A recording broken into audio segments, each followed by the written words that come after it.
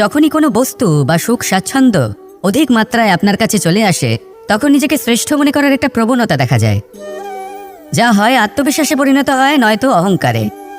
এবার আত্মবিশ্বাস আর অহংকারের মধ্যে অনেক বড় পার্থক্য রয়েছে। আমি এটা করতে পারি, আমি ওটাও করতে পারি, এ হলো আত্মবিশ্বাস।